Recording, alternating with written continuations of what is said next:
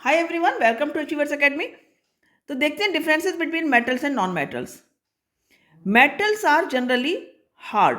Metals generally hard होते हैं। Exception के रूप में आप कह सकते हो कि सोडियम जो है बहुत सॉफ्ट मेटल है। नॉन मेटल्स जनरली सॉफ्ट होते हैं अपोजिट टू द मेटल्स। और नॉन मेटल्स का एक्सेप्शन यदि हम कह सकते हैं तो डायमंड कार्बन का एक एलोट्रोप होता है और ये हार्डेस्ट सब्सटेंस माना जाता है। मेटल्स जनरली मेलिएबल और डक्टाइल होते हैं। मेलिएबल प्रॉपर्टी वो होती है जिसमें कि मेटल्स को यदि हैमर से आप पीटोगे तो वो एक थिन शीट में कन्वर्ट हो जाता है, जैसे आप एल्यूमिनियम फॉयल देखते हो, सिल्वर फॉयल देखते हो। डक्टाइल मतलब होता है कि डक्टिलिटी नेचर, यानी कि मेटल्स से आप वायर बना सकते हो जैसे कॉपर वायर।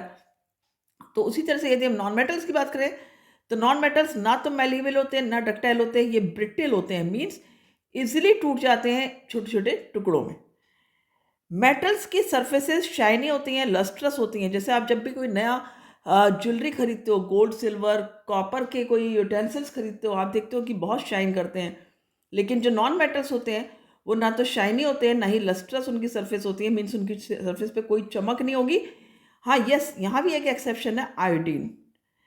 मेटल्स इलेक्ट्रोपॉजिटिव होते हैं नेचर में। मतलब क्या होता है इसका कि जो मेटल्स हैं उसमें जो आउटर मोस्ट शेल के इलेक्ट्रॉन है, जब वो इलेक्ट्रॉन लूज करते हैं, एटम जब इलेक्ट्रॉन्स को लूज करेगा तो वो इलेक्ट्रोपॉजिटिव हो जाता है, इसीलिए इसको कहा जाता है कि इलेक्ट्रोपॉजिटिव है नेचर में।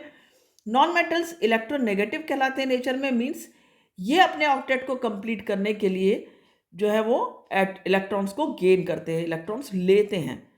मेटल्स जनरली गुड कंडक्टर्स होते हैं हीट के और इलेक्ट्रिसिटी के। जैसा कि आप जानते हो कि जितने भी यूटेंसिल्स होते हैं वो मेटल के बने होते हैं, क्योंकि उससे हीट इजिली जो है वो हीटअप हो जाते हैं, क्योंकि ये गुड कंडक्टर्स हैं। उसी तरह से इलेक्ट्रिसिटी में वायर भी मेटल्स के यूज़ होते हैं।